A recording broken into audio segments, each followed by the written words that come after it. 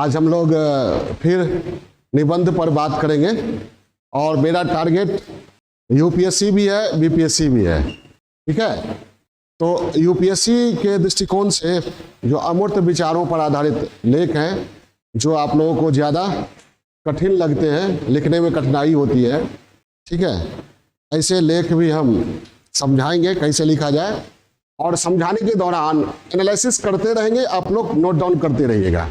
हम इसी अंदाज में डिस्कस करेंगे, समझाएंगे कि आप लिख भी सकें।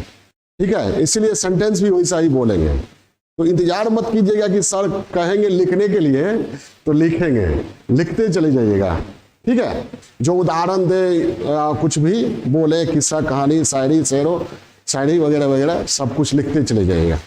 ठीक है, आज एक टॉपिक है, अच्छी बातें अच्छे पड़ोसी बनाती हैं।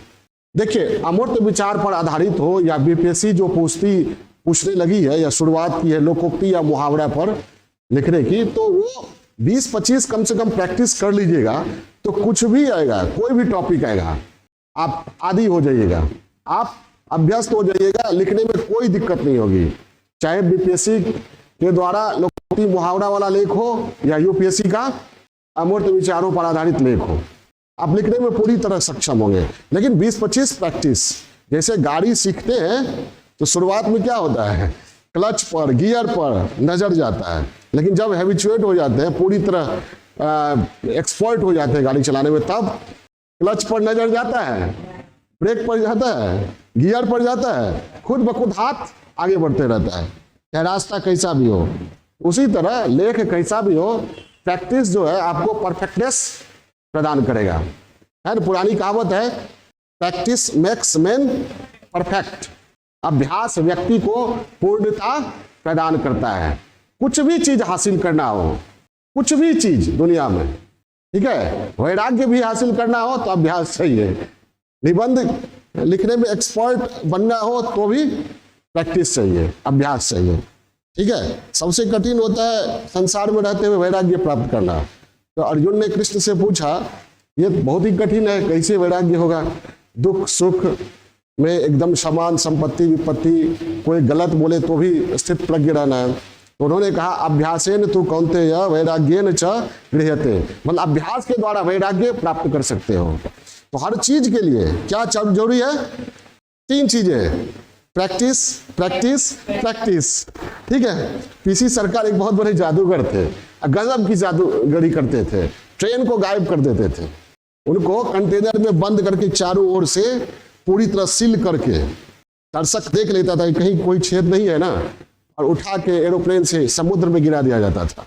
और थोड़ी देर के बाद लोग देखते थे समुद्र से पैदल चले आ रहे हैं।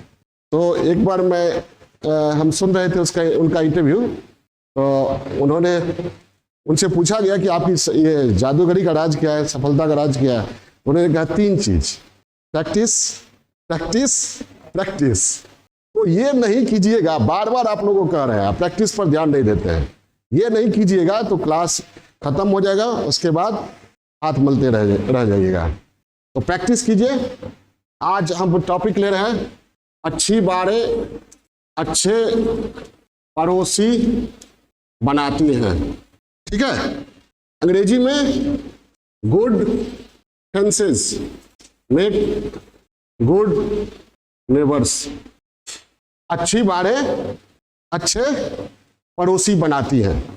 अब मैंने आप लोगों को बताया था कि सबसे पहले क्या करना है। ये अच्छी बातें अच्छे पड़ोसी, इसका तात्पर्य क्या है, अर्थ क्या है, आशय क्या है इस कहावत का? बाड़े मतलब क्या? फेंसेस, सीमा, घेरा। क्या?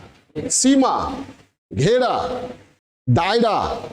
ठीक है, स्वायत्तता होती है ना, हर एक व्यक्ति की अपना घेरा होता है ना। व्यक्ति का घेरा कैसे बनता है? सोच, रुचि, पसंद, वेशभूषा, खान पान, ये हर एक व्यक्ति का अपना होता है। वो उसकी क्या हो गया? निजी स्वायत्तता हो गया, पर्सनल चॉइस। हमारा चॉइस है गुलाब जामुन खाने का, आपका चॉइस है?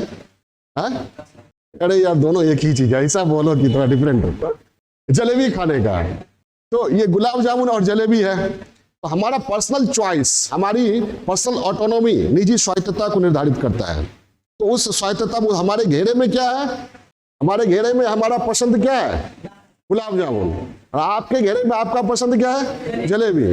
तो बेटर क्या है, हमारे आपका संबंध अच्छा रहेगा क्या, कि आपको हम खाने दें जलेबी और आप हमें खाने दें गुलाब जामुन। यानी आपका घेरा जो है और हमारा घेरा दोनों एक दूसरे का सम्मान करें, और नहीं तुमको जलेबी खाना पड़ेगा, गुलाब जामुन ही खाना पड़ेगा, ठीक है, जलेबी नहीं खाना पड़ेगा, जलेबी अच्छा नहीं होता है, जलेबी में ये अवगुण है, ये अवगुण है, गुलाब जामुन अच्छा होता है। तो क्या होगा, तो हर एक व्यक्ति का क्या होता है, घेरा होता है। घेरा क्या, पर्सनल चॉइस, हर जगह चॉइस की बात आती है। लाइफ पार्टनर चुनना हो तो चॉइस, दो पति पत्नी या गर्लफ्रेंड बॉयफ्रेंड टिकाऊ हो सकता है कैसे, पर्सनल चॉइस को समझे, एक दूसरे को पर्सनल चॉइस को समझे और एडजस्ट करे, सामंजस्य बनाए, एक घेरा बनाए कि हमारी जो रुचि है इस रुचि को तुम इनक्रोच नहीं करोगे, अतिक्रमण नहीं करोगे। हमें अगर पसंद है गुलाब जामुन खाना तो तुम ये नहीं कहोगे कि जलेबी ही खाओ, तुम्हें पसंद है गुलाब जामुन खाना तो हम भी नहीं कहेंगे, और साथ साथ रहेंगे। क्या दिक्कत है, एक थाली में दो कटोरा होता है, दोनों कटोरे की अपनी स्वायत्तता होती है, कटोरा में अलग अलग चीज होता है ना, लेकिन एक ही थाली में रहता है। एक ही परिवार में दो पति पत्नी आराम से रह सकते हैं। सवाल क्या है, कब रह सकते हैं, दोनों एक दूसरे की भावनाओं का सम्मान करें, पर्सनल चॉइस को समझे, एडजस्ट करें, सामंजस्य स्थापित करें, ठीक है। और नहीं तो चलो तुम भी गुलाब जामुन खाओ, हम भी जलेबी खाते हैं, नहीं समझे, दोनों चीज मंगाते हैं, मेरा टेस्ट भी तुम देखो और तुम्हारा टेस्ट भी हम देखें, कुछ तुम समझो कुछ हम समझे। समझ भाई बात, ये क्या है, बारे समझे, अर्थ समझ रहे ना, क्या बारे मतलब क्या, फेंसेस मतलब यहां सीमा, दायरा, घेरा, और कोई व्यक्ति है उसके मतलब पर्सनल चॉइस, यही ना है। आप हर जगह किसके लिए लड़ते हैं, किसके लिए काम करते हैं, अभी क्यों बैठे हैं, पर्सनल चॉइस, यूपीएससी कंप्लीट करना है, कैरियर के रूप में आपने चयन किया है, और अगर आपके चारों ओर जो आपके अभिभावक हैं या कोई भी है वो कहना बेकार है, चार्टर्ड अकाउंटेंसी की तैयारी करो, तो क्या हो गया, बार का अतिक्रमण, तब क्या होगा, अभिभावक से रिश्ता, अगर मान भी ले हम तो क्या होगा, मन में खटास रहेगा, अवसर की तलाश करेंगे कि कब इनके बार को हम अतिक्रमण करें। हाँ, समझ भाई बात, जब आपके पर्सनल चॉइस का कोई रिस्पेक्ट नहीं करता है और आपको मजबूरन किसी के चॉइस को अपना चॉइस बनाना पड़ता है, तब क्या करते हैं आप, दिल से स्वीकार तो नहीं करते हैं, अवसर की तलाश करते हैं कि कब अपना चॉइस इसका चॉइस बना दे। समझ भाई बात, तो वो ही होता है। तो पर्सनल चॉइस, समझ गए, व्यक्ति का पर्सनल चॉइस होता है ना।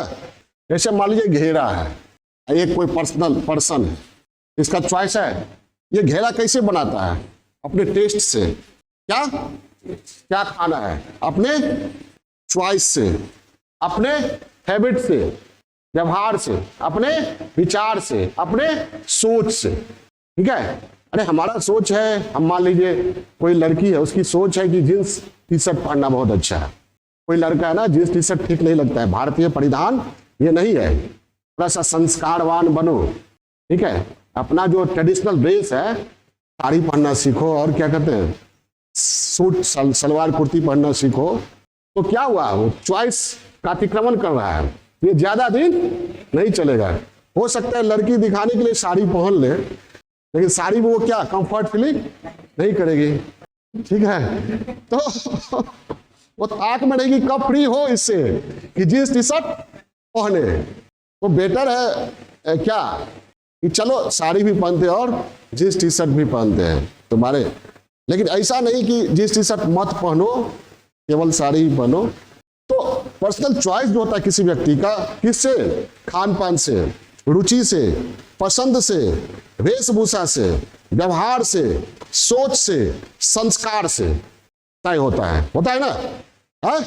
अब दो दोस्त हैं, एक हिंदू है एक मुसलमान, अब मुस्लिम थोपेगा हिंदू पे, अरे नमाज पढ़ो यूपीएससी कंप्लीट कर जाओगे। हिंदू थोपेगा मुसलमान पे, बाबा विश्वनाथ की पूजा करो यूपीएससी कंप्लीट कर जाओगे। तो क्या होगा, दोस्ती चलेगी, टिकेगी? नहीं, नहीं ना। अरे तुम भी दिवाली का मिठाई खाओ और हम भी तुम्हारे ईद का मिठाई खाएं, लेकिन तुम भी दिवाली मनाओ, हम भी ईद मनाएं। हम ये नहीं कहते दिवाली छोड़कर ईद मनाएं, तुम भी ये मत बोलो कि दिवाली छोड़कर ईद मनाओ। घेरा है, तुम दिवाली मनाओ और हम ईद मनाते हैं। घेरा है ना, समझ में आ रही बात? क्लियर हो रहा है? तो पर्सनल चॉइस होता है। अगर नेशन है तो बाउंड्री है, राष्ट्र है तो बाउंड्री है।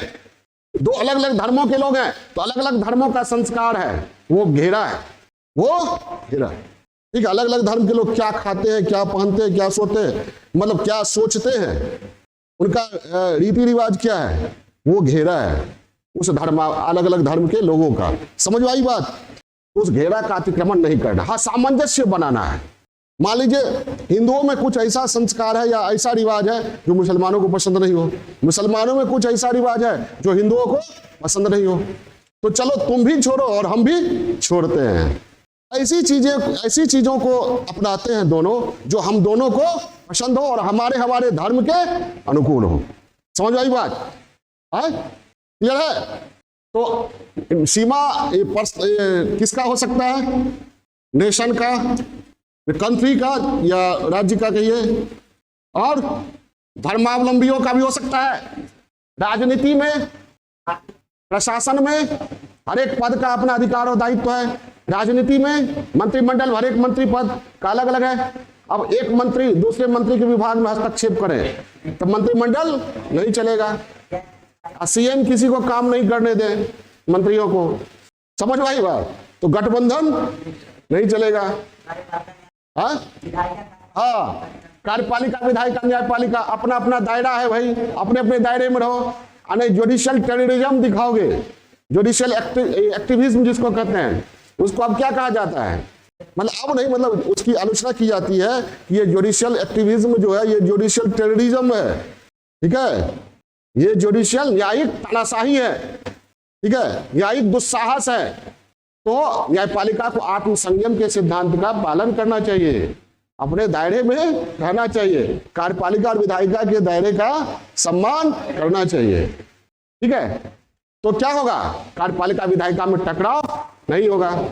अभी देखिए न्यायपालिका ने एक डिसीजन दिया जिसमें क्या कि दिल्ली के गवर्नमेंट को, दिल्ली एनसीआर की गवर्नमेंट को, हाँ, ऑफिसर्स के ट्रांसफर पोस्टिंग का अधिकार है।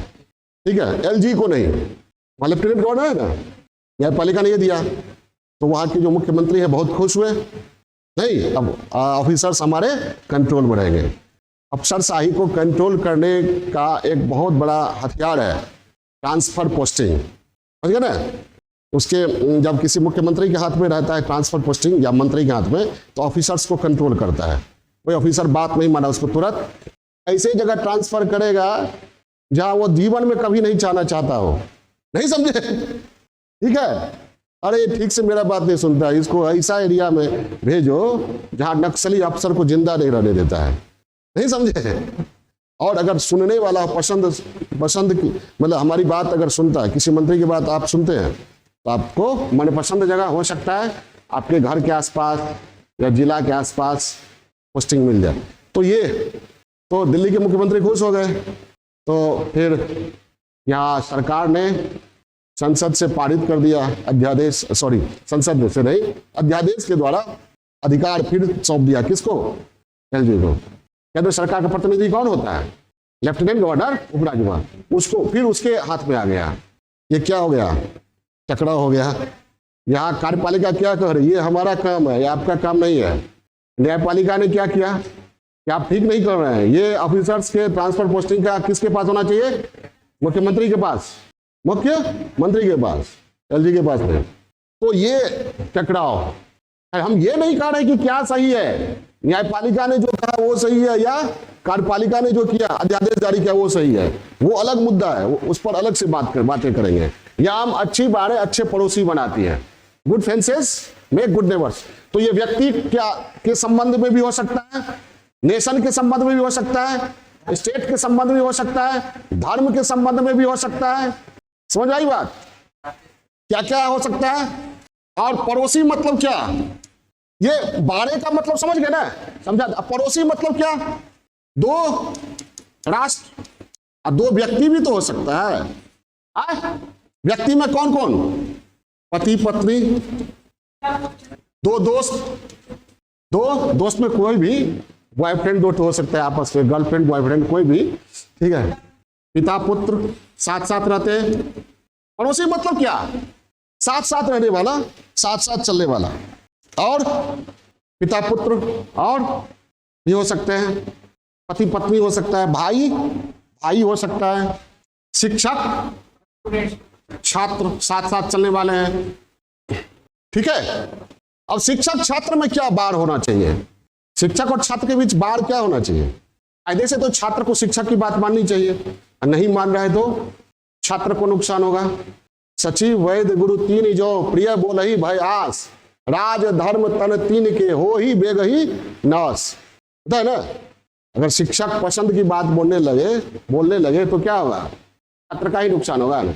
तो फिर शिक्षक का दायरा क्या होना चाहिए और छात्र का दायरा क्या होना चाहिए।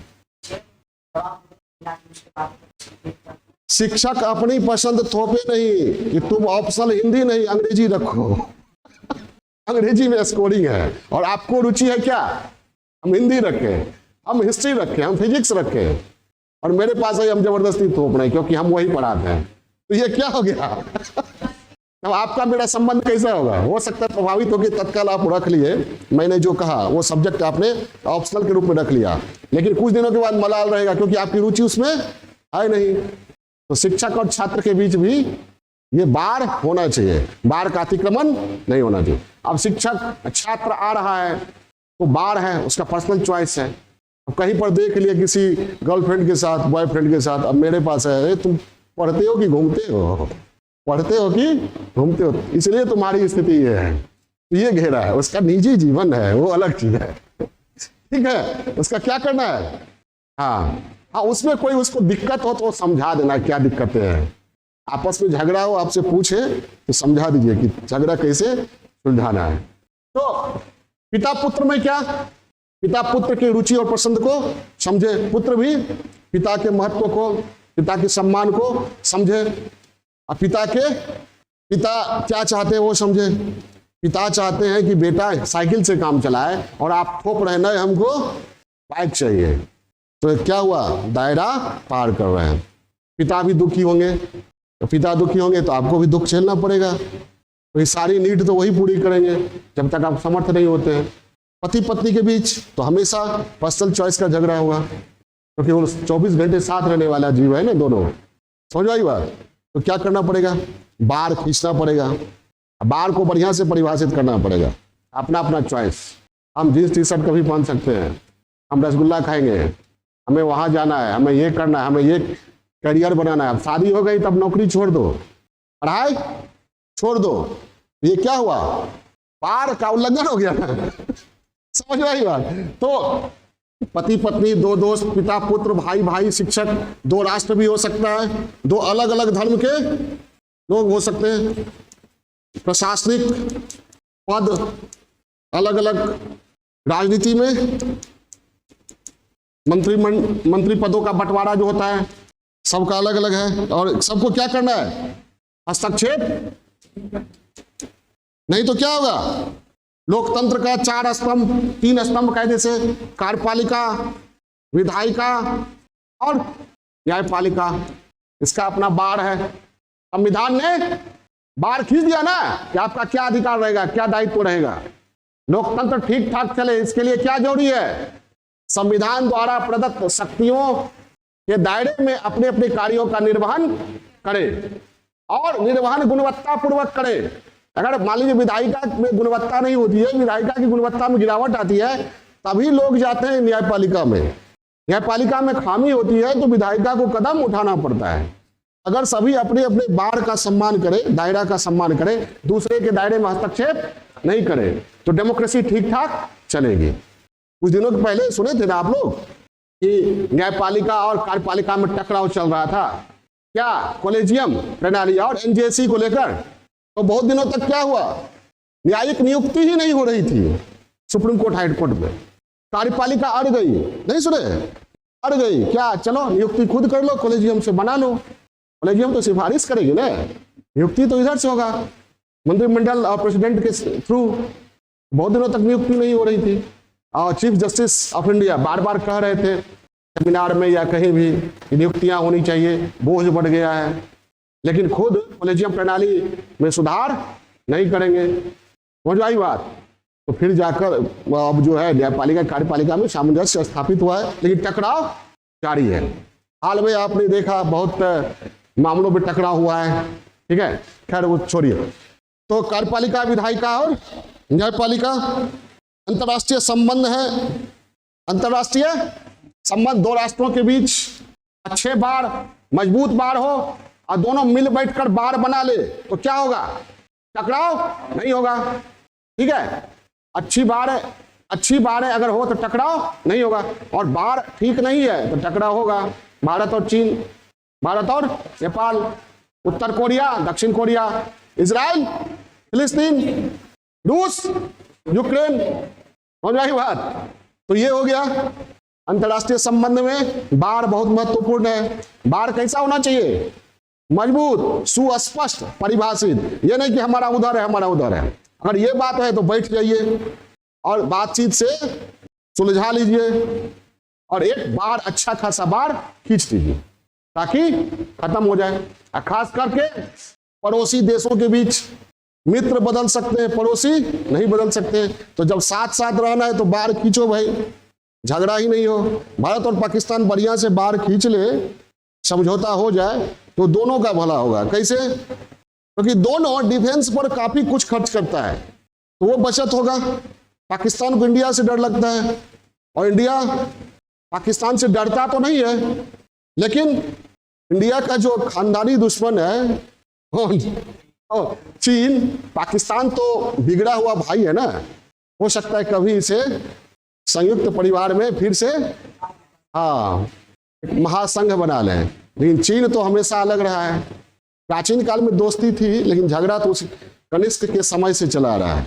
ठीक है, कनिष्क ने चीन को पराजित करके कासगढ़, यारकंद, खोतान, सिल्क रूट याद है पर जो है नियंत्रण स्थापित कर लिया था उसी समय से।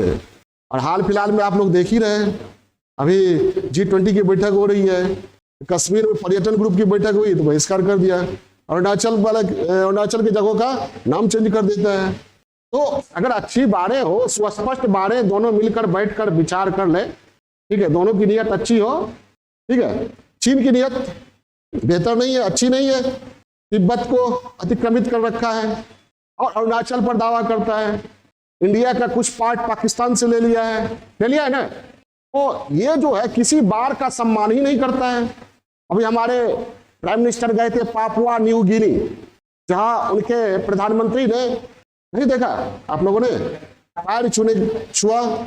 ठीक है, पापुआ न्यू गिनी भी चीन से त्रस्त हो गया है, फिर मुक्ति चाहता है। अब मुक्ति कौन दे सकता है, क्वाड जिसका सदस्य है भारत।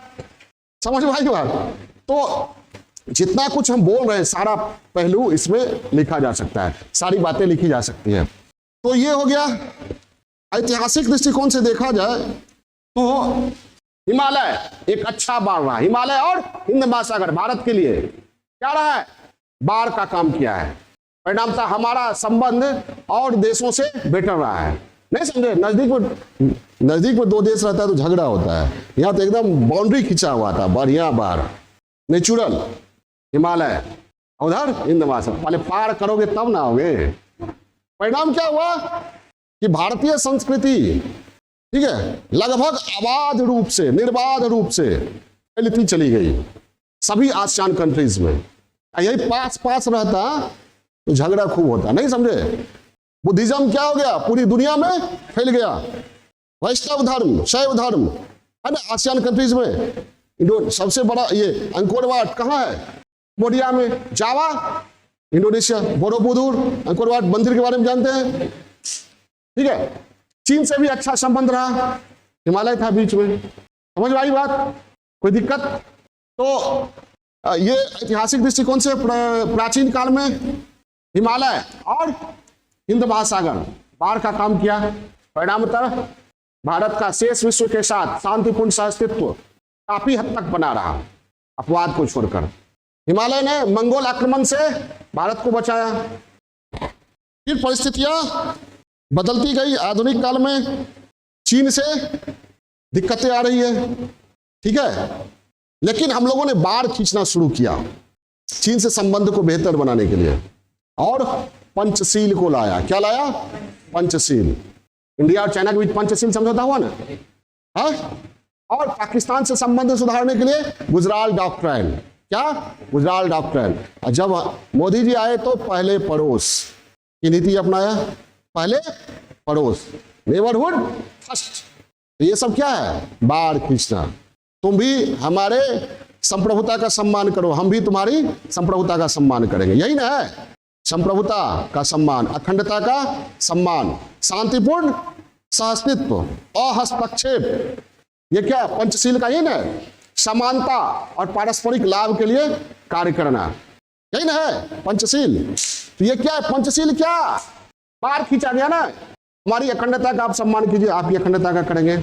हमारी संप्रभुता का सम्मान कीजिए, आपकी संप्रभुता का सम्मान करेंगे, ठीक है। शांतिपूर्ण सहअस्तित्व, कोई मसला भी है तो बैठकर सुलझा लेना है। समानता के स्तर पर सब कुछ करना है और पारस्परिक लाभ के लिए करना है। लेकिन चीन ने स्वीकार नहीं किया, बाढ़ को तोड़कर आगे बढ़ने का प्रयास करता है बार बार, ठीक है। तो पहले हमारी नीति जो थी चीन के प्रति, हम कहते हैं भारत चीन पढ़ाते हैं, तो पहले इंडिया की पॉलिसी थी वो तुमको जो पसंद वही बात कहेंगे, तुम दिन को रात कहो तो रात कहेंगे। इंडिया चाइना को कहता था। अब चाइना के प्रति इंडिया की जो पॉलिसी है वो तुमको जो पसंद वही बात नहीं कहेंगे, दिन को दिन कहेंगे, रात को रात कहेंगे, ठीक है। पहले आंख तड़ेर कर बात नहीं करते थे, आंख नहीं मिलाते थे, अब आंख तड़ेर कर बात करते हैं। समझ भाई बात? तो ये पॉलिसी, खाली ये इंडो चाइना की बात है, जब पढ़ाएंगे तो वहां बताएंगे। तो ये क्या हो गया? यानी अच्छी बातें अच्छे पड़ोसी बनाती हैं, अच्छी बातें अच्छे पड़ोसी बनाती हैं, ठीक है। तो इसमें आप good friends make good neighbours, इसका तात्पर्य क्या हुआ? इसका तात्पर्य हुआ कि चाहे व्यक्ति हो या राष्ट्र हो या राज्य हो या पद हो या धर्म हो, अगर उसके दायरे का, उसकी निजी स्वायत्तता का, पर्सनल चॉइस का, रुचि का, विचार का, संस्कार का दूसरे व्यक्ति, दूसरे पद धारी, दूसरे नेशन, दूसरे धर्म के लोगों के द्वारा सम्मान किया जाता है। और यही दूसरे धर्म, दूसरे पद, दूसरे व्यक्ति के निजी स्वायत्तता का सम्मान पहले व्यक्ति के द्वारा किया जाता है। यानी दो व्यक्ति अगर एक दूसरे के निजी स्वायत्तता का, सीमा का, दायरा का, रुचि का, पसंद का सम्मान करता है तो अच्छे पड़ोसी बनकर रह सकता है, साथ साथ रह सकता है। दो दोस्त भी अगर एक दूसरे की रुचि का सम्मान करे, सामंजस्य स्थापित करे, तो दोस्ती सस्टेनेबल हो सकती है, टिकाऊ हो सकती है। पति पत्नी के बीच अगर एक दूसरे के प्रति अंडरस्टैंडिंग हो, एक दूसरे के विचार, चॉइस का सम्मान किया जाए और समझौता। सम्मान मतलब क्या? बता दिए, रसगुल्ला तुम खाओ, जलेबी हम खाएं। खाली यही तक नहीं सीमित है, तुम भी रसगुल्ला खाओ, हम भी जलेबी खाएं। समझ आई बात? चलो दोनों खरीदते हैं और दोनों मिलके खाते हैं, क्या दिक्कत है? लेकिन बाउंड्री का सम्मान, नहीं समझे? सम्मान करना है ना। तुम्हारी पसंद रसगुल्ला है तो रसगुल्ला ही खाओ, हमारी पसंद जलेबी है तो जलेबी ही खाओ। एक दूसरे पर थोपना नहीं है। आगे इससे आगे क्या हो सकता है कि रसगुल्ला और जलेबी दोनों लेते हैं और दोनों मिलके खाते हैं, लेकिन थोपना नहीं है। क्लियर है? दो व्यक्ति, दो दोस्त, पिता पुत्र, भाई भाई, शिक्षक छात्र, पति पत्नी साथ साथ रह सकते हैं। संबंध मधुर बने रह सकते हैं, टिकाऊ हो सकते हैं, संबंधों में खटास नहीं आएगी, लेकिन सभी एक दूसरे की भावनाओं, अपेक्षाओं, ठीक है, स्टेटस, रुचि, विचार की का सम्मान करें। क्लियर है? दो राष्ट्र के बीच अगर अच्छी बातें हो, सीमा सुस्पष्ट हो, परिभाषित हो तो राष्ट्रों का सहअस्तित्व बना रह सकता है। अगर ऐसी स्थिति नहीं होती है तो संघर्ष तय है। और अच्छी बाड़ें, सुस्पष्ट सुपरिभाषित बाड़ें न होना और सीमा का सम्मान न करना ही दो विश्व युद्ध को संभव बनाया। दोनों विश्व युद्ध क्यों हुआ? राष्ट्रों ने एक दूसरे के दायरे का सम्मान करना छोड़ दिया। परिणामतः क्या हुआ? करोड़ों लोग दोनों विश्व युद्धों के दौरान मारे गए और कई युद्ध हुए इतिहास में। क्यों हुए? बाड़ों का सम्मान नहीं किया। ठीक है, हमारे इंडिया में देख लीजिए, पृथ्वीराज चौहान ने कन्नौज के बाढ़ का सम्मान नहीं किया। परिणाम क्या हुआ? जब गोरी आया तो कन्नौज ने दिल्ली को मदद नहीं किया। दोनों मिलकर लड़ते तो अकेले तो चौहान ने पहली बार हरा ही दिया था ना। अगर कन्नौज भी साथ होता तो शायद फाइनल सॉल्यूशन हो जाता। किसका? मोहम्मद गोरी का। ठीक है, तो बाढ़ का सम्मान नहीं किया। किसने? पृथ्वीराज चौहान ने। चले गए 14वीं शादी करने के लिए संयोगिता से। समझ आई बात? तो संयोगिता के पिता क्या करते हैं? उनका अपना ये था सम्मान, स्वाभिमान। खैर चलिए, वो तो दो राष्ट्र के बीच मजबूत बाड़ न होने के कारण युद्धों का इतिहास रहा है। मानवता का इतिहास, युद्धों का इतिहास। ठीक है, धर्म का इतिहास तो है, युद्ध का भी इतिहास है। कई युद्ध हुए हैं, दोनों विश्व युद्ध सबसे बड़ा युद्ध। और अभी भी रूस यूक्रेन चल रहा है, इजराइल फिलिस्तीन, जब तब एक दूसरे पर मिसाइल छोड़ देता है। और जब दोनों के युद्ध छिपता है तो लगता है कि इजराइल की तरफ से कई देश खड़े हो जाते हैं और फिलिस्तीन की तरफ से भारत पाकिस्तान, उत्तर कोरिया, दक्षिण कोरिया, चीन जापान। चीन का तो पता नहीं, सब कोई ऐसा पड़ोसी नहीं है जो इसका दोस्त नहीं है, जो इस पर विश्वास करता हो। चीन के चारों ओर इंडिया को ही तंग नहीं करता है, इंडो पैसिफिक रीजन में भी 9 डैश लाइन बनाकर सबको तंग करता है। रूस से भी बहुत अच्छा संबंध, रूस की सीमा का भी अतिक्रमण करने का प्रयास करता है। अतीत में रूस की सीमा का भी अतिक्रमण करने का प्रयास किया चीन ने, लेकिन रसिया ने बढ़िया से सिखा दिया। नहीं समझे? तो ये है, राष्ट्रों के बीच बाढ़ का सम्मान किया जाए तो शांतिपूर्ण सहअस्तित्व बना रह सकता है। और इससे क्या होगा? राष्ट्रों का आर्थिक सामाजिक विकास होगा, समृद्धि बढ़ेगी। आज भारत और पाकिस्तान के बीच संबंध अच्छे नहीं है तो क्या परिणाम क्या होता है? रक्षा व्यय अधिक होता है। अगर संबंध अच्छे हो पाकिस्तान और चीन से तो क्या होगा? रक्षा व्यय कम करके सामाजिक आर्थिक विकास पर व्यय किया जा सकता है। यही बात पाकिस्तान के साथ लागू होती है, यही बात चाइना के साथ लागू होता है। अगर वो संबंध अच्छा बना ले भारत से तो उसको भी रक्षा व्यय कम करना पड़ेगा। ठीक है, और राष्ट्रों के बीच, राष्ट्रों के जो बाड़ है अगर मजबूत नहीं है, सुपरिभाषित नहीं है, ठीक है, एक राष्ट्र दूसरे राष्ट्र में हस्तक्षेप करता है तो क्या होता है? उसी का परिणाम तो आतंकवाद है, उसी का परिणाम आतंकवाद है। अमेरिका जहां तहां हस्तक्षेप करता फिरता है, तो जहां तहां मुस्लिम वर्ल्ड में कभी अलकायदा, कभी कोई खड़ा होता है अमेरिका को संतुलित करने के लिए। नहीं समझे? समझ आई बात? ये हो गया, दो व्यक्ति हो गया, अलग अलग धर्म के लोग एक दूसरे के रीति रिवाज, परंपराओं, संस्कारों, विधि विधानों का सम्मान करें तो सहअस्तित्व बना रह सकता है और दोनों धर्मों के लोगों का नैतिक, आध्यात्मिक, सामाजिक, आर्थिक विकास होगा। अन्यथा संप्रदायवाद का तो लंबा इतिहास रहा है भारत में। दोनों धर्मों के लोगों ने एक दूसरे के बाढ़ का सम्मान नहीं किया, दंगे हुए और भारत का विभाजन हो गया। ठीक है, सभ्यता की शुरुआत हमारे यहाँ पाकिस्तान, सिंधु घाटी सभ्यता, हाँ पाकिस्तान। तो पाकिस्तान तो हिंदुस्तान का अभिन्न अंग रहा है। क्या? अभिन्न अंग रहा है। उस अभिन्न अंग को अलग कर दिया गया। उसके पीछे क्या था? सांप्रदायिक राजनीति। क्या थी? हम ये नहीं कहते कि इंडिया वाले गलत थे या पाकिस्तान वाले। पॉलिटिक्स जो थी, सांप्रदायिक राजनीति, वो गलत थी। ठीक है, सुन भैया रहीमू पाकिस्तान के, बुधवा पुकारे हिंदुस्तान से। नहीं समझे? एक कविता है, जब बट गया ना पाकिस्तान हिंदुस्तान, जब बट गया तो रेड क्लिफ 72 दिन में खींचा गया, मैप पर खींच दिया गया, लेकिन जमीन पर देखा गया तो किसी के आंगन से गुजर रहा है, किसी के खेत से गुजर रहा है, किसी के गांव से गुजर। अब गांव में दो दोस्त एक साथ रहते आए हैं सदियों से, मतलब वर्षों से, जन्म से ही एक साथ रहते आए हैं, और एकाएक पता चला उसका टोला चला गया पाकिस्तान, इसका टोला हिंदुस्तान में, अब बाढ़ खींच दिया गया। अब इधर आया तो अवैध घुसपैठिया कहलाएगा, नहीं समझे? अरे पहले तो कितना अच्छा हम जाते थे उसके ईद में, वो आता था हमारे दिवाली में, अब जाएंगे तो क्या हो जाएंगे? घुसपैठिया। तो ये दर्द झेलना पड़ा उस समय, बहुत सारे लाखों करोड़ों लोगों को झेलना पड़ा, अपनों से बिछड़ना पड़ा, अपने सगे संबंधियों मित्रों से बिछड़ना पड़ा।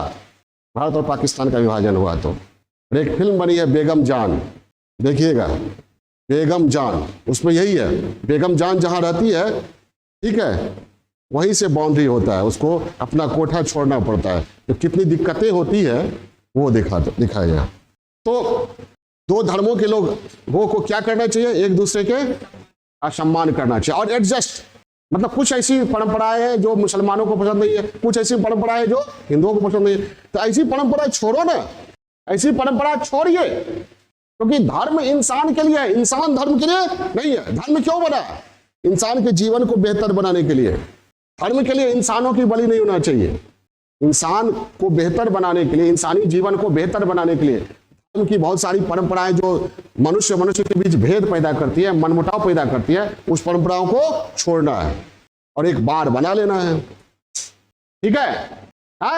रमजान में राम, दिवाली में अली, रमजान में राम और दिवाली में अली, इस तरह के विचार को आगे बढ़ाना है। तो दो धर्मों, अलग अलग धर्म के लोग, प्रशासनिक पद है, अलग अलग विभागों में अलग अलग अधिकारियों के कर्तव्य और दायित्व निर्धारित है। अगर एक अधिकारी दूसरे अधिकारी के दायरे में हस्तक्षेप करता है तो प्रशासन की एकाग्रता भंग होगी, प्रशासन अपना लक्ष्य प्राप्त नहीं कर पाएगा, प्रशासन काम ठीक ठाक से नहीं कर पाएगा। प्रशासन का रोल क्या होता है? सामाजिक विकास, आर्थिक विकास में योगदान देना। सरकार जो नीतियां लागू करती है, सरकार के द्वारा जो नीतियां बनाई जाती है उसको लागू करना, जमीन पर उतारना। तो अगर अधिकारी एक दूसरे के दायरे में हस्तक्षेप करते रहेंगे, ठीक है, अपने अहंग को ज्यादा महत्व देते रहेंगे, तो क्या होगा? प्रशासन का जो काम है वह काम सही ढंग से नहीं हो पाएगा, नीतियां सही ढंग से जमीन पर नहीं उतरेंगी। परिणाम तक क्या होगा? समाज का, देश का विकास क्या होगा? अवरुद्ध होगा। तो क्या है?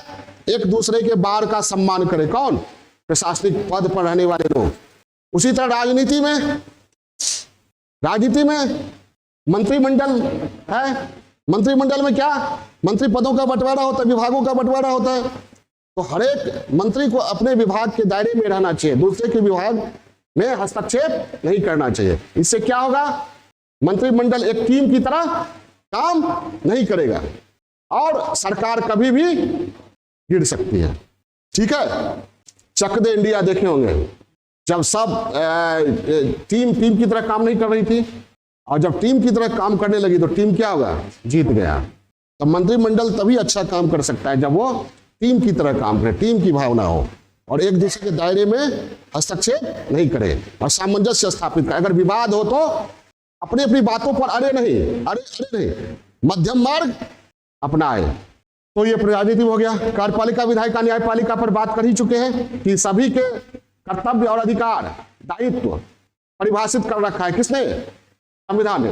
ये बार बना दिया है ना कार्यपालिका को क्या क्या करना है, विधायिका को, ठीक है? तो सभी को अपने संविधान द्वारा प्रदत्त अपने दायरे में रहते हुए अपने कर्तव्यों का निर्वहन करना चाहिए। अन्यथा यह दोनों के बीच टकराव, कार्यपालिका विधायिका या विधायिका न्यायपालिका के बीच या कार्यपालिका न्यायपालिका के बीच टकराव, क्या होगा? इससे देश का प्रशासन ठीक से नहीं चलेगा। लोकतंत्र के लिए यह जो है स्वस्थ संकेत नहीं है। क्लियर है? ऐतिहासिक दृष्टिकोण से हमारे यहाँ हिमालय और हिंद महासागर बाढ़ का काम करता रहा। परिणाम तक क्या हुआ? शेष विश्व से कुछ अवसरों को छोड़कर संबंध हमारे क्या रहे? अच्छे रहे। प्राचीन काल में भारतीय संस्कृति का व्यापक विस्तार हुआ, आज भी उसका अवशेष है आसियान कंट्रीज में, ठीक है? और बौद्ध धर्म क्या हो गया? विश्व धर्म बन गया। क्लियर है? और बाढ़ अच्छी नहीं रहने के कारण मध्य आधुनिक काल में क्या हो रहा है? चीन के साथ और पाकिस्तान के साथ युद्ध हो रहे हैं। तो बाढ़ अच्छी हो तो युद्ध नहीं होंगे। अच्छी बाड़े समझ गए? अच्छी बाड़े मतलब क्या? बाड़े मतलब सीमा, दायरा। एक दो नेशन के बीच बाड़ का मतलब क्या हुआ?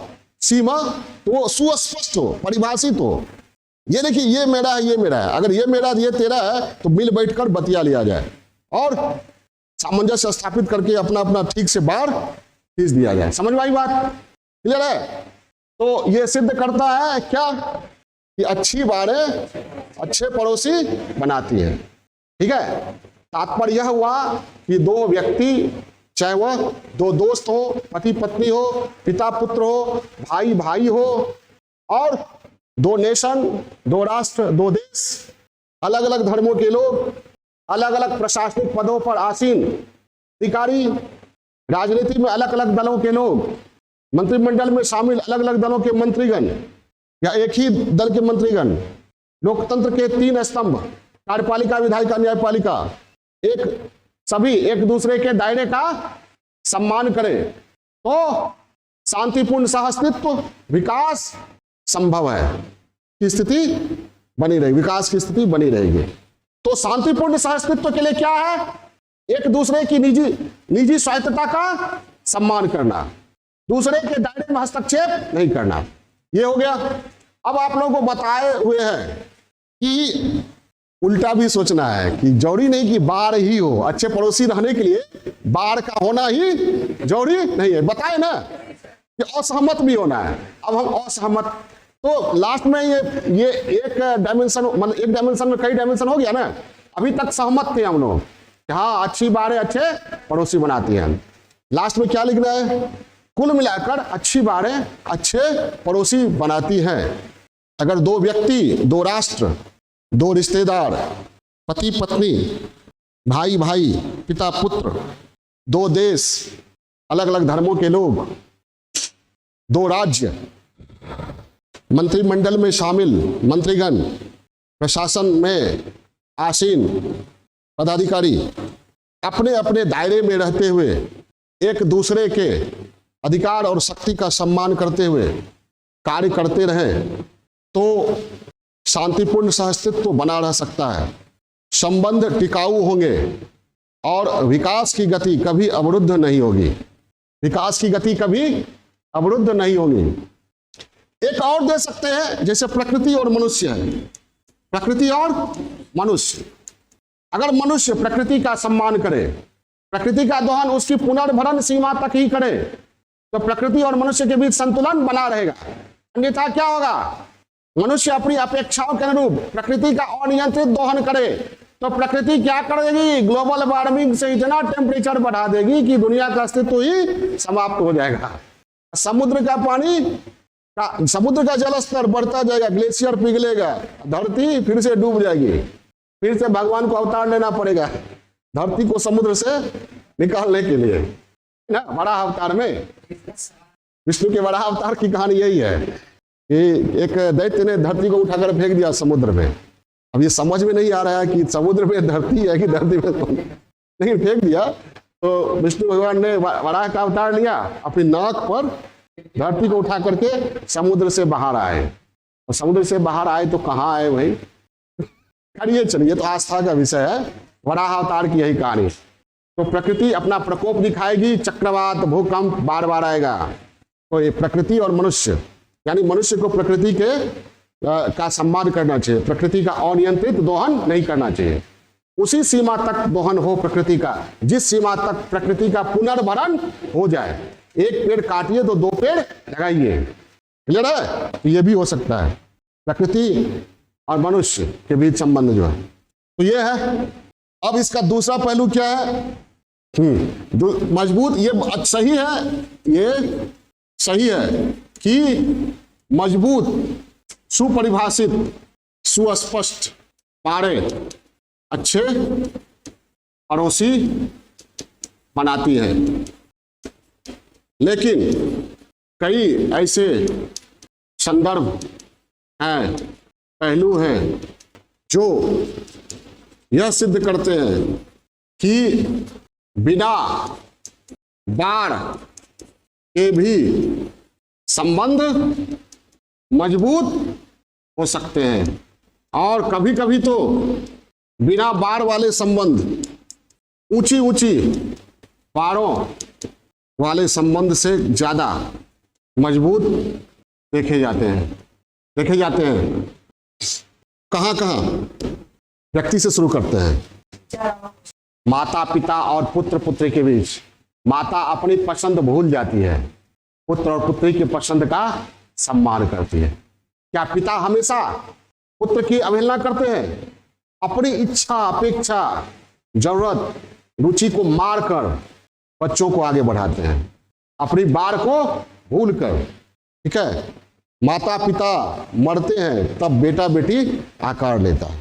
ये तो जन्म से ही शुरू हो जाता है। जब बच्चा जन्म लेता है तो माँ को प्रसव पीड़ा जो होती है, कहा जाता है 206 हड्डी के टूटने का जो दर्द होता है एक ही बार, वो दर्द झेलती है कौन? माँ।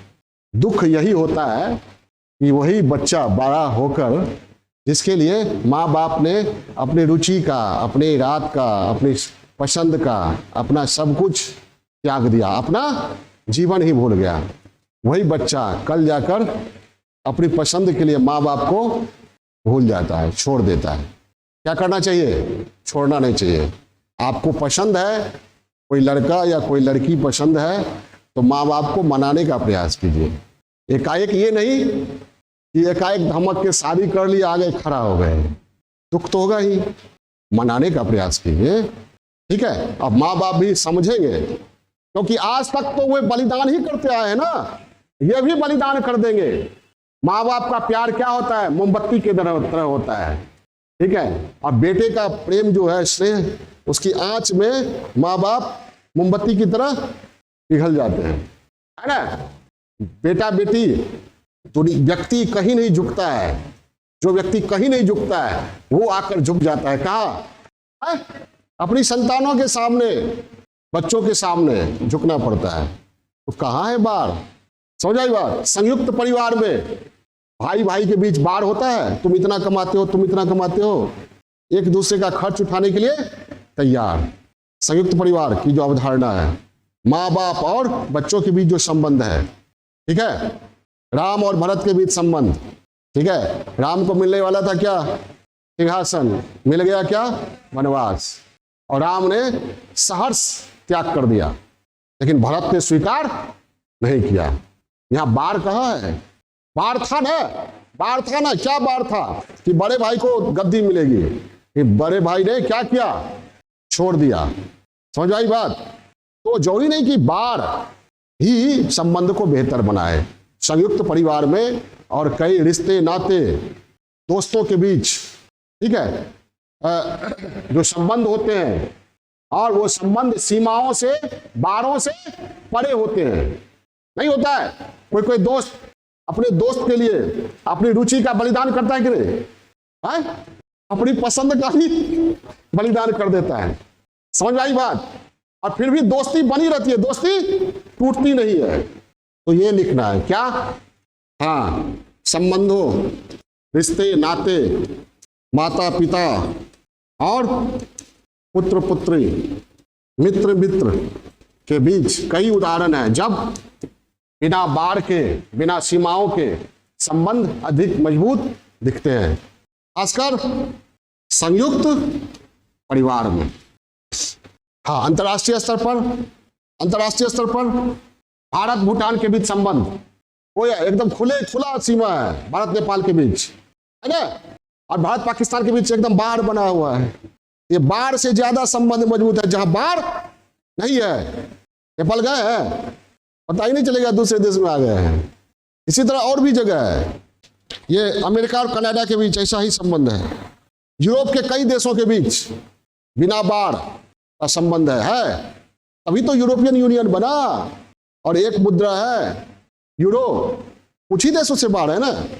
समझ आई बात? है?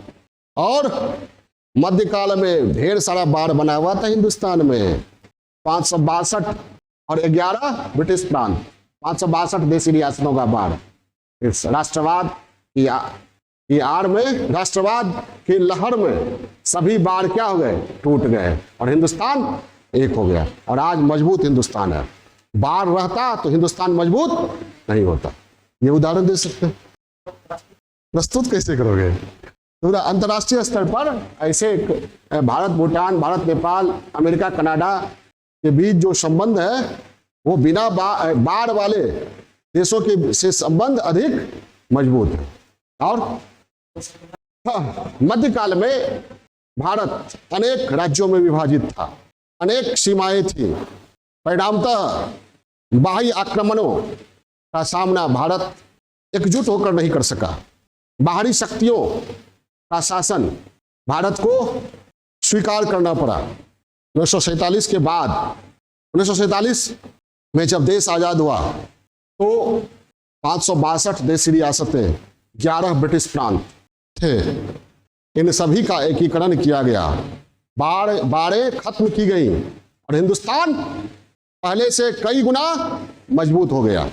हिंदुस्तान पहले से कई गुना मजबूत हो गया। अध्यात्म के क्षेत्र में भारतीय संस्कृति दक्षिण पूर्व एशिया में फैल गई। बौद्ध धर्म विश्व धर्म बन गया। क्या बिना बाढ़ के ना, बिना भारत नहीं था तभी तो सांस्कृतिक बृहत्तर भारत का निर्माण हुआ। उस बीच में बाढ़ तो नहीं आया, लेकिन संस्कृति का फैला हुआ संबंध और क्या हुआ, मजबूत हुआ। हमारे यहाँ क्या है, कारवां आता गया, हिंदुस्तान बनता गया। भारत में कई धर्मों के, संस्कृतियों के लोग हैं और अलग अलग धर्मों के लोगों ने एक दूसरे का सम्मान दिया है। और यहाँ मुसलमान भी हिंदू रीति रिवाजों को अपनाए हुए हैं और हिंदू भी मुसलमान रीति रिवाजों को अपनाए हुए हैं। ठीक है। और कभी कभी गणेश उत्सव, क्या है, गणेश पूजा जो होता है उसको क्या कहते हैं, गणेश चतुर्दशी, गणेश उत्सव जो होता है उस पर तो हिंदू मुसलमान का फर्क ही नहीं दिखता है। मूर्ति बनाने वाले अधिकांश मुस्लिम, हिंदू मुस्लिम सभी मिलकर मुंबई में बनाते हैं, पूरे देश में मनाते हैं। बिहार में छठ हिंदू और मुसलमान मिलकर बनाते हैं। ठीक है। शहरों की सफाई में मुस्लिम लोग भी लगे होते हैं। दशहरा, दिवाली, छठ, ईद, बकरीद में हिंदू मुसलमान ऐसे मनाते हैं जैसे लगता ही नहीं कि अलग अलग धर्मों के लोग हों, शामिल भी होते हैं। तो भारत में बाढ़ नहीं खींचा गया। धर्मों के बीच जो तालमेल था, समन्वय का प्रवाह जारी रहा। इसलिए हमारे यहाँ समन्वित संस्कृति विकसित हुई। हमारी संस्कृति एकल संस्कृति नहीं है। क्या है? समन्वित संस्कृति। दुनिया की सभी संस्कृतियां भारत में मौजूद हैं। इसलिए कहा जाता है पूरी दुनिया मर जाए, हिंदुस्तान जीवित रहे तो दुनिया जीवित रहेगी। हमारे यहाँ भाषाई बाढ़ नहीं है, भाषा बाढ़ बना नहीं। हम लोग जाते तिरुपति वाले काशी आते, ठीक है। और पाकिस्तान वाले लता के गाने सुनते हैं और हम गुलाम अली के, नुसरत फतेह अली खान के गाने गुनगुनाते हैं ना, और वे हमारे रफ़ी साहब के गाने गुनगुनाते हैं। समझ भाई बात। पाकिस्तानी एक्टर्स के फिल्म हम भी देखते हैं और हमारे एक्टर्स के फिल्म वे भी देखते हैं। तो बाढ़ कहाँ है? बिना बाढ़ के भी भारत और पाकिस्तान के बीच जो सांस्कृतिक संबंध है, अगर राजनीतिक संबंध हटा दिया जाए, बाढ़ खत्म कर दिया जाए तो संबंध बहुत ही मजबूत होगा। ठीक है। क्या होगा? बहुत ही मजबूत। लता के गाने सुने जाते हैं उधर, और वहाँ नुसरत फतेह अली खान कहाँ के है, सुनते हैं कि नहीं? खूब बजता है। अभी उनका भतीजा है राहत फतेह अली खान, कोई गाना सुनाइए राहत फतेह अली खान का। है क्या क्या क्या? जोर से बोलो नहीं। दरिया का उतरना भी जरूरी था, मोहब्बत भी जरूरी थी, बिछड़ना भी जरूरी था। ऐसे ही ना। नुसरत फतेह अली खान का तो एक से एक गाना है। आफरीन आफरीन सुने? धड़कन धड़कन दिल लगी तुम्हें भूल जानी पड़ेगी, कभी दिल लगी दिल से लगा कर तो देखो। क्या श्रेयांश रोमांटिक हो गया है? नुसरत फतेह अली खान का है। लगता है कि पाकिस्तान का। ठीक है। डाका तो नहीं डाला, चोरी तो नहीं की है, थोड़ी सी जो पी ली है। गुलाम अली का कहाँ के है? लाहौर के। तो बिना बाढ़ के भी संबंध मजबूत हो सकता है। भावनात्मक स्तर पर हिंदुस्तान पाकिस्तान के लोग क्या है? एक है। एक ही रुचि रही, एक ही पसंद, एक ही संस्कार। खाली ईद दिवाली को छोड़ दीजिए, सब कुछ एक है। पहनावा, सोच, विचार, सब कुछ एक। ठीक है। क्योंकि वहाँ जो है, यहाँ जो है, 3-4 पीढ़ी पीछे चले जाए तो क्या है एक। तो भाई धर्म अपना लेने से पूर्वज थोड़ी बदल जाएंगे क्या। भगत सिंह हमारे भी हीरो हैं और उनके भी हीरो होना चाहिए, समझ भाई बात। राज कपूर को वहां भी सम्मान मिलना चाहिए, क्योंकि राज कपूर पाकिस्तान से आए थे ना, हिंदुस्तान में भी 1857 में पाकिस्तान हिंदुस्तान तो एक था ना, सब मिलकर रहा। नेशनल मूवमेंट में भी बहुत सारे पाकिस्तानी कांग्रेस के साथ रहे, है ना। बहुत सारे पाकिस्तान में ऐसे लोग आज भी हैं जो इस बात को स्वीकार नहीं करते हैं कि भारत का विभाजन हुआ है। भारत में भी ऐसे बहुत सारे लोग हैं। अजमल सुल्तानपुरी का नाम सुने हैं, मेरे बचपन का हिंदुस्तान, न बांग्लादेश न पाकिस्तान, मैं उसको ढूंढ रहा हूं, है ना। अजमल सुल्तानपुरी, वो मेरे बचपन का हिंदुस्तान, न बांग्लादेश न पाकिस्तान, मैं उसको ढूंढ रहा हूं। बहुत अच्छा ये गाना है, इमोशनल है, ठीक है। भारत पाकिस्तान बांग्लादेश एक होता है तो कम से कम क्रिकेट तो हम ही लोग जीतते हैं, वर्ल्ड कप हमेशा, क्या क्रिकेट। हाँ, और चीन आंख नहीं दिखाता। अभी चीन क्या करता है, पाकिस्तान से मिल जाता है, है ना। तो इतना बड़ा देश, काफी मजबूत देश हुआ करता था। एक समय में पूरे वर्ल्ड के सुपर पावर को यहाँ से धकेल दिए हम लोग, हिंदू कुश से हिंद महासागर तक, अफगानिस्तान, पाकिस्तान, बांग्लादेश सब था मौर्य साम्राज्य में। सिकंदर पंजाब से ही लौट गया, लड़ते लड़ते पाकिस्तानियों ने ही भगा दिया, नहीं समझे। आज के इंडिया में इन ठीक से नहीं किया सिकंदर, और फिर उसका ख्वाब पूरा करने आया कौन, सेल्यूकस। अब पूरा किया, अपना भी इलाका गंवाना पड़ा। तो ठीक है, अगर ये तीनों देश एक होता, जो कभी तीनों अलग अलग था ही नहीं, ठीक है, तो इस भारतीय उपमहाद्वीप की स्थिति, हाँ, और शायद इंडिया वर्ल्ड का सुपर पावर होता। तो अंतरराष्ट्रीय संबंध समझ गए, हाँ? बिना बाढ़ के भी संबंध मजबूत हैं, बनस्पत बजाय उसके जहां बाढ़ ऊंचा ऊंचा है। उदाहरण दे दिए ना, India Nepal, India Nepal, India Bhutan के बीच संबंध, इंडिया चाइना, इंडिया ने पाकिस्तान से ज्यादा मजबूत है। तो भारतीय संस्कृति के विस्तार में बाढ़ कभी काम नहीं आए, बाढ़ बाधक नहीं बनी। तो ये हो गया। कहने का तात्पर्य है कि बिना बाढ़ के भी संबंध अच्छे हो सकते हैं, और एक बिना बाढ़ के भी संबंध अच्छे हो सकते हैं राष्ट्रीय, अंतर्राष्ट्रीय, सांस्कृतिक स्तर पर, है ना, धार्मिक स्तर पर। क्लियर है। अब एक और पहलू है, ये पंछी, ये नदियां, ये पवन के झरोखे, कोई सरहद ना इसे रोके। तो सरहद बनाया कौन भाई, इंसानों ने। तो इंसानों ने सरहद बनाया क्यों, सरहद की जरूरत क्या है। अबाध विचरण का अधिकार है, धरती पर रहने वाले इंसान को धरती के कोने कोने अबाध विचरण का अधिकार धरती देती है। धरती मैया कभी नहीं कहती है तुम पाकिस्तानी हो, इंडिया में इनकत करो, इंडियन हो, पाकिस्तान में इनकत करो। धरती मैया ये नहीं कहती है ये टाटा का घर है इसमें मत जाओ, ये तुम्हारा घर है वो तुम्हारा घर है। हम लोग खुद जमीन को बांट लेते हैं, व्यक्तिगत स्तर पर, सामाजिक स्तर पर, राज्य के स्तर पर, राष्ट्र के स्तर पर बांटने लगे हैं। तो क्या अच्छा होता कि कोई बाढ़ होता ही नहीं, क्या अच्छा होता कोई बाढ़ होता ही नहीं, और तब जो संबंध होता वो अधिक मजबूत होता। आज बाढ़ें खींचकर इंसानों ने क्या क्या, आज बाढ़ किस किस चीज का है, जाति का है, धर्म का है, संप्रदाय का है, राष्ट्र का है, नस्ल का है, प्रशासन का है, राजनीति का है। बाढ़ खींच खींच कर इंसानों ने अपने ही जीवन को क्या कर दिया है, जटिल बना दिया है। और इसी स्थिति को देखकर रूसों ने कहा था प्रकृति की ओर लौटो। न कोई भाषा था, न जाति थी, न धर्म था, न संप्रदाय था, न राष्ट्र था, किसी तरह का भेदभाव नहीं था, और अबाध विचरण करते थे लोग। कोई किसी पेड़ का फल खा सकता था, कोई कहीं भी बच सकता था। ठीक है। तो अच्छी बाढ़ें अच्छे पड़ोसी बनाती हैं, बनाती ही रहेंगी। इसके लिए जरूरी है कि बाढ़ें सुस्पष्ट हो, परिभाषित हो, और एक दूसरे के बाढ़ों का सम्मान किया जाए, एक दूसरे के निजी स्वायत्तता का, पर्सनल चॉइस का, पर्सनल ऑटोनॉमी का सम्मान किया जाए। लेकिन संबंध को मजबूत बनाने का उपाय एकमात्र बाढ़ ही नहीं है। है नहीं। बिना बाढ़ के भी संबंध मजबूत बनाए जा सकते हैं। इतिहास में अनेक उदाहरण मौजूद हैं।